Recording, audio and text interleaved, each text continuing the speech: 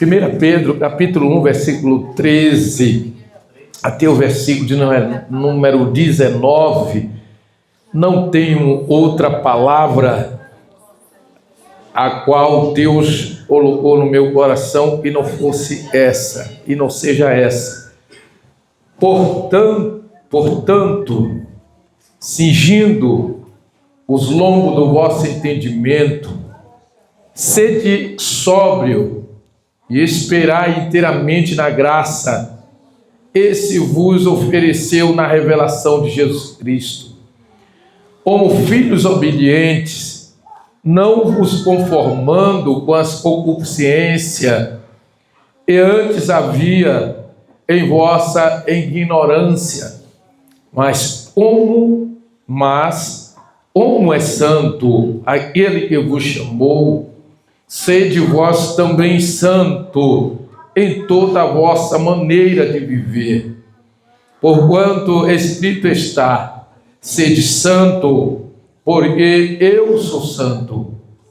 E se invocai por Pai aquele que, sem acepção de pessoas, julga segundo a obra de cada um, andai em temor durante o tempo da vossa peregrinação, sabendo que não foi com coisas corruptíveis, como prata e ouro, que foste resgatados da vossa vã maneira de viver e, por tradição, recebeste os vossos pais, mas com o precioso sangue de Cristo, como de um cordeiro imaculado e incontaminado.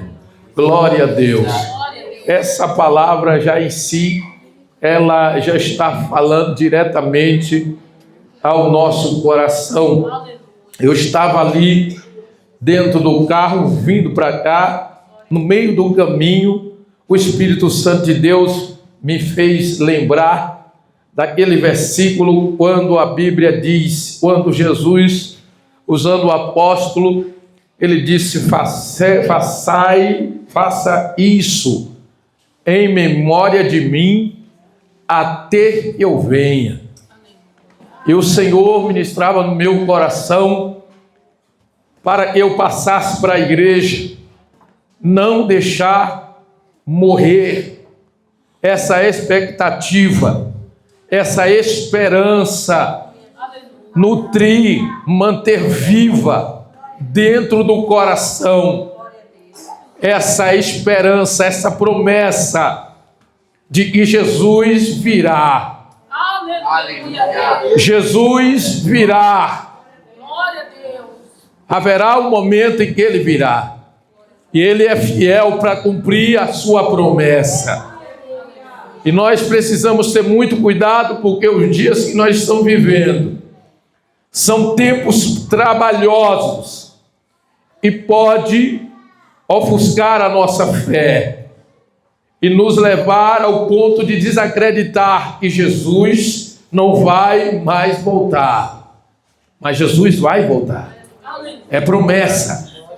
É promessa. E ele prometeu e ele há de cumprir a sua promessa. Glória a Deus. A palavra de Deus, em Romanos capítulo de número 15, versículo de número 4, se não me falha a memória, a Bíblia diz que tudo aquilo que dantes foi escrito para ensino nosso, para o nosso ensino. Porque tudo que dantes foi escrito para o nosso ensino foi escrito para que pela paciência e consolação das Escrituras temos esperança. Tudo que está escrito nas Sagradas Escrituras foi escrito com um propósito. E um dos propósitos de Deus é que nós venhamos conhecer qual é a sua boa, perfeita e agradável vontade para a nossa vida. E a partir do momento e nós passamos a ouvir a palavra de Deus, meditar na palavra de Deus, examinar a palavra de Deus. A partir do momento que nós passamos a vivenciar, a praticar a palavra de Deus na nossa vida, no nosso dia a dia, a partir do momento que nós fazemos isso, a palavra de Deus ela vai sendo entronizada dentro do nosso coração, na nossa vida, e vai gerando uma mudança, uma transformação, através da atuação do Espírito Santo de Deus em nós. E a partir daí, nós vamos sendo transformados de glória em glória, à imagem e semelhança de Cristo.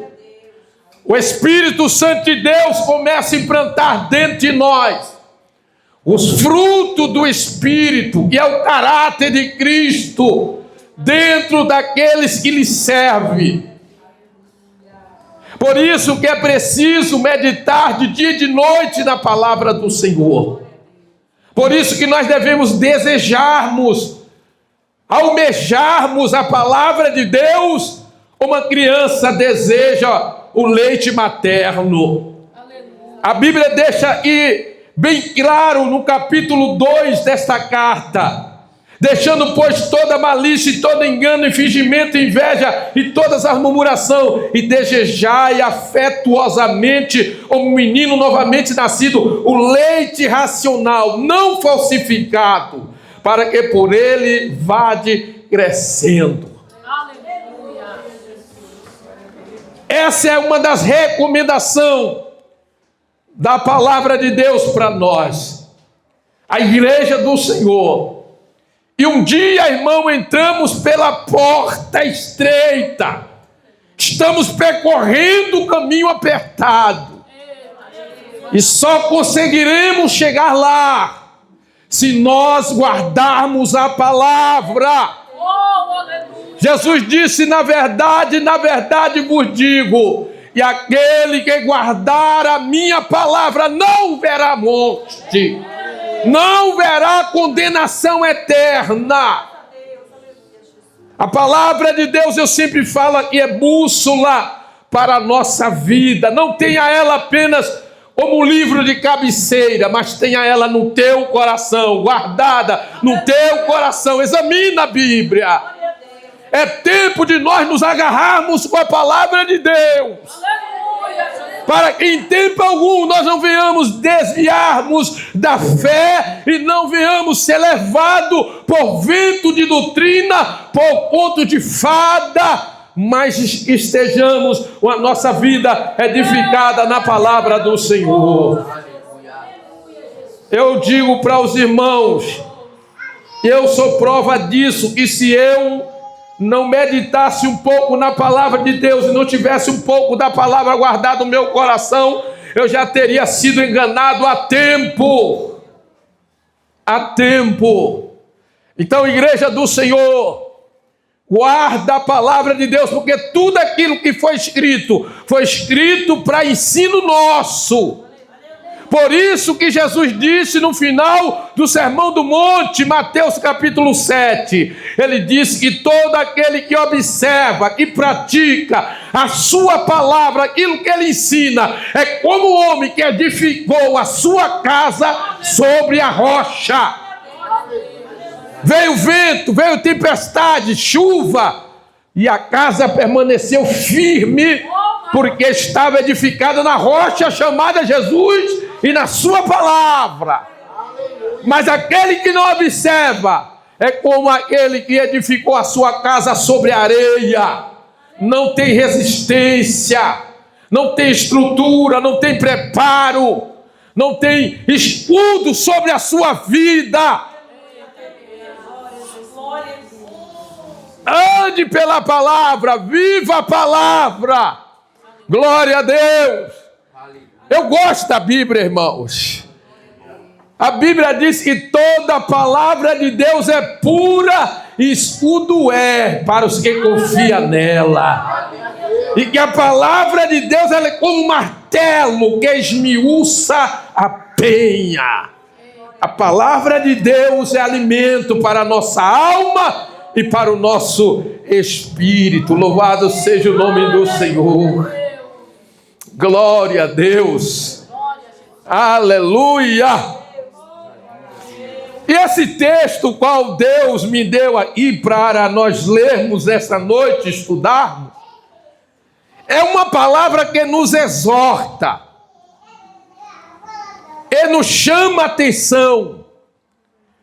É uma palavra de alerta, de despertamento, para aqueles que querem ir para o céu e morar eternamente com Deus. Porque hoje não se prega mais isso aqui, porque não dá mais ibope. Mas a palavra de Deus, ela não muda, e ela deve ser pregada em tempo e fora de tempo. Então, para nós é uma exortação, e eu estava meditando nessa palavra, e Deus falando profundamente o meu coração. Quando o apóstolo, ele diz aqui, como filhos obedientes. Deus, irmãos, criou todo ser humano. Todo ser humano foi criado por Deus e Deus ama todo ser humano, mas nem todos são filhos de Deus. A Bíblia diz que tem aquele que é filho de Deus e tem aqueles que é filho do diabo. Nem todos são filhos de Deus, só Jesus é filho de Deus. Porque a Bíblia diz que Deus amou o mundo de outra maneira que deu seu Filho unigênito. Mas nós fomos filhos, aleluia, por doação, adotado através da pessoa de Cristo, quando nós passamos a crer nele e recebemos ele como único, suficiente Senhor e Salvador da nossa vida. Glória a Deus. Evangelho de João, capítulo 1, versículo 12, se não me falha a memória, a Bíblia diz que ele veio para os que eram seus e os seus não receberam. Mas a todos quanto receberam, ele deu o poder de serem feitos filhos de Deus. Olha aí, mas a todos quanto receberam, deu-lhe o poder de serem feitos filhos de Deus, aos que crê no seu nome. Então, todo mundo diz que é filho de Deus. Ninguém quer ser filho do diabo. Mas ninguém quer obedecer, ninguém quer fazer a vontade de Deus. Mas lá no céu só entra quem faz a vontade de Deus. Glória a Deus. E esse texto, ele me chama muita atenção porque ele vai dizer no versículo 13, prepara a sua mente para a ação. Esteja preparado para o que vem pela frente. E o que vem pela frente é aqui, como filhos obedientes. E eu fiquei meditando aqui, Deus trazendo algo no meu coração. Aleluia, Jesus. E um dos maiores prazeres de um pai, de uma mãe, o que o pai e uma mãe mais espera de um filho, é que ele seja obediente, esteja disposto a lhe obedecer e acatar os seus conselhos. É uma das expectativas de um pai para um filho. É ou não é, irmãos? Todo filho que é desobediente ao pai e à mãe, isso deixa o pai triste, a mãe triste. E é um dos principais mandamentos com promessa. Se você quer ter muitos anos de vida, obedeça o seu pai e obedeça a sua mãe. E nós, como filho de Deus, como filhos obedientes, Deus espera também que nós o obedecemos a Ele, os seus mandamentos e acatamos os seus conselhos. Como filhos de Deus, Deus espera isso de nós. Saul foi reprovado por Deus, rejeitado por Deus por causa da desobediência. E Samuel ainda insistiu. Deus disse: até quando tu terás dó de Saul, tendo eu rejeitado? Porque a desobediência nos leva à rejeição de Deus. E Deus espera que nós, como filhos obedientes, olha o conselho, olha a exortação de Deus para nós. Como filhos obedientes. A obediência, como já foi falado aqui ontem, aquele pregador abençoado que já falou uma parte aqui, mas é o que Deus espera de cada um de nós. E nós sejamos obedientes. Sem obediência nós não vamos a lugar nenhum. Isso dói falar em obediência, mas é aquilo que Deus espera de nós. Se nós não obedecermos à palavra de Deus, nós seremos reprovados, irmão. Ponha isso na mente do seu coração. E se nós não obedecermos à palavra de Deus, nós seremos reprovados. Deus fiel, glória a Deus. Filhos obedientes. Aí ele vai dizer: como filhos obedientes, não vos conformando com as concupiscências que havia antes em vossa ignorância. Ou seja, no tempo em que nós não conhecíamos a Deus, nós vivíamos mergulhados no pecado, servo do pecado, filho da ira, inimigo de Deus. Estávamos mortos em ofensas e pecado, não fazíamos parte da família de Deus. E aí ele diz: como filhos obedientes, não vos conformais com a concupiscência que havia antes de conhecer a Deus. Mas hoje, olha o que está no versículo 9 do capítulo 2: mas vós sois a geração eleita, o sacerdócio real, a nação santa, o povo adquirido, propriedade de Deus, para que vos anuncieis a virtude daquele que vos chamou das trevas para a sua maravilhosa luz. Vós que em outro tempo não era povo, mas agora sois povo de Deus. Eu não tinha alcançado misericórdia, mas agora alcançaste misericórdia.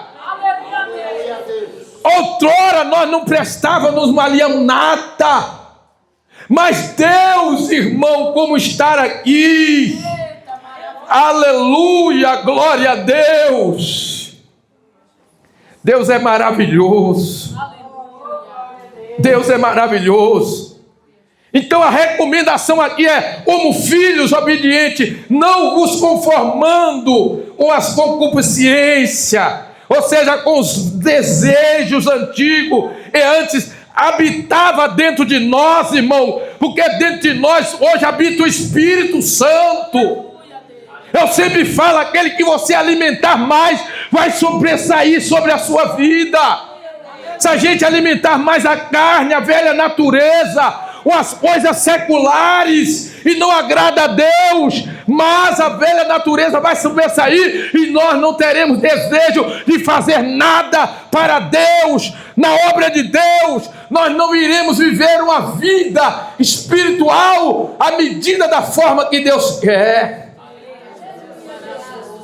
Então a recomendação aqui é abandonar, é não se conformar, ou seja, não estar em cima do muro. Quando Elias chegou diante dos filhos de Israel na época de Acabe, oscilando em dois pensamentos, indo e voltando, querendo servir a Deus e Baal, Elias disse: até quando? Até quando vocês vão viver dessa forma? Se o Senhor é Deus, vocês servem. Ou então vocês servem Baal. Uma coisa é certa: não podem ficar em cima do muro. Crente tem que tomar uma decisão, uma posição. Ou é ou não é, irmão. Não tem meio termo. Meu Deus do céu. Aleluia. Olha o que a Bíblia vai dizer, 2 Pedro, capítulo 2, versículo 20. Porquanto, se depois de ter escapado da corrupção do mundo, pelo conhecimento do Senhor e Salvador Jesus Cristo, forem outra vez envolvidos nelas e vencido, tornou-se o último estado pior do que o primeiro.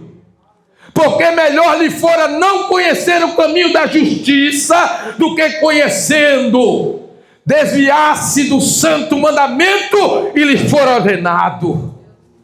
Deste modo sobreveio o que por um verdadeiro provérbio se diz: o cão voltou ao seu próprio vomito e a porca lavada ao espargedouro de lama.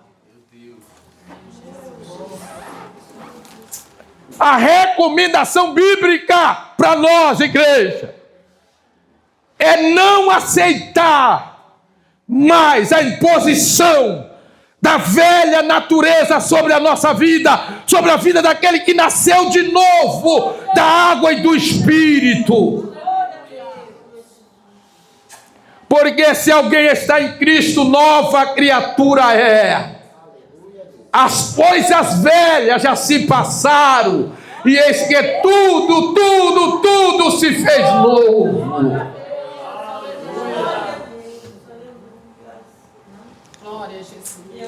Então o conselho de Deus para nós hoje, como filhos obedientes, não vos conformando com as concupiscências que antes havia em vossa ignorância, quando a gente não conhecia Deus, não conhecia a palavra de Deus, não sabia quem era Deus. Mas hoje, irmão, não tem como errar, não tem como fazer errado. Pecado na vida de crente, irmão, não pode ser algo corriqueiro, diário. Pode acontecer um acidente na caminhada, mas não deve ser algo cotidiano, todo dia. Cai, levanta, cai, levanta, cai, levanta, cai, levanta, cai, levanta. Que negócio é esse? Ora mais, jejua mais, consagra mais, medita mais, se envolve mais com Deus, com as coisas de Deus. Você não quer ir para o céu? Quem quer ir para o céu? Não tem outro jeito. Quem quer ir para o céu, a porta é estreita, o caminho é apertado, tem que renunciar a si mesmo, tomar a cruz e carregar. Não tem jeito. Não tem jeito. Está na estrada para ir para o céu, ou vai para frente ou volta para trás. Deus não aceita uma vida dúbia. Deus não aceita uma vida dúbia. Deus não aceita, irmão. Aleluia. Eu não estou bravo, não. É a minha forma de pregar. Não estou bravo. Eu estou tranquilão aqui. Mas é a forma que Deus me usa para falar. Glória, louvado seja o nome do Senhor. Outra recomendação para aqueles que são filhos obedientes. Mas como é santo aquele que vos chamou, sede vós também santo em toda a vossa maneira de viver. Hoje isso aqui é loucura. E negócio de ser santo, irmão, vá pela palavra. Vá pela palavra. Ser santo é ser consagrado, é ser de uso exclusivo de Deus. Levítico 19, Deus diz para Moisés: fala para o povo, e eles devem ser santos, separado, porque Deus é santo e é separado. Sempre foi e é ainda hoje a vontade de Deus que o seu povo, que os seus filhos e a sua igreja seja santa, seja separada do mundo, irmão. Seja separada do mundo. Jesus diz: Pai, eles estão no mundo, mas não são do mundo. Eu não peço que os tire do mundo, mas que o livre do mal. Santificai-vos na tua palavra. Glória. Eu vou parar porque já vai dar já é 9 horas. Mas essa é uma exortação para nós. Tinha muita coisa aqui, mas o tempo não dá. Mas lembra de uma coisa: a minha e a sua vida, a nossa vida, custou preço de sangue. Olha o que ele vai dizer, o 19, o 18: sabendo que não foi com coisa perecível, como prata e ouro, e foste resgatado da vossa vã maneira de viver, que por tradição recebeste do vosso Pai, mas um precioso sangue de Cristo, como de um cordeiro, imaculado, incontaminado. Irmãos, foi preço de sangue que custou a minha e a tua alma. Jesus pagou um alto preço lá na cruz do Calvário. Por isso, valorize a tua salvação. Valorize a tua salvação. Não dê ocasião ao pecado. O pecado está à porta. Foge, escapa pela tua vida. Não perca o céu. Abra mão de tudo que Satanás possa te oferecer, porque o que adianta, como Jesus disse, o homem ganhar o mundo inteiro e perder a sua alma. Eu estou seguro do que eu estou pregando aqui esta noite, e eu não estou preocupado, irmão. Eu estou preocupado em você, aleluia, se enquadre na palavra e se preocupe em viver uma vida e agrade a Deus. A minha maior preocupação é essa. E nós vivamos uma vida que agrade a Deus. E nós não venhamos perder o foco. Nós não venhamos se perder no caminho. Porque o pior de tudo é correr. E como diz por aí, morrer na praia. Jesus voltar e levar a igreja. E nós ficarmos como aquelas vigilocas. Estava dentro da igreja, mas esqueceram do azeite. Do azeite. E simboliza a presença do Espírito Santo. A gente temos que ter muito cuidado, porque quando a casa fica vazia, Jesus disse que aquele demônio que saiu, ele volta e traz mais 7 com ele. O estado é pior do que o primeiro. Une-se para o Espírito Santo, não se entristecer, porque a Bíblia diz: não entristeçais o Espírito Santo, no qual estáis selado para o dia da redenção. Há um selo em mim, há um selo em você, e nos identifica se nós estamos em comunhão com o Pai ou não.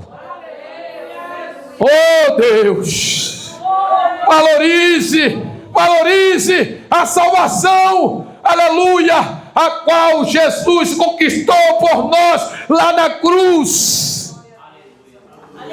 Valorize essa palavra que Deus colocou no meu coração, ainda que breve, mas uma palavra que nos confronta e nos leva a uma realidade, porque a palavra de Deus deve nos confrontar e abrir os nossos olhos e nos mostrar a real situação em que muitas vezes nós estamos e não conseguimos ver, mas a palavra que penetra até a profundeza da nossa alma e do nosso espírito, ela revela como está a nossa situação. Louvado seja o nome do Senhor. Fique essa palavra para a meditação da igreja.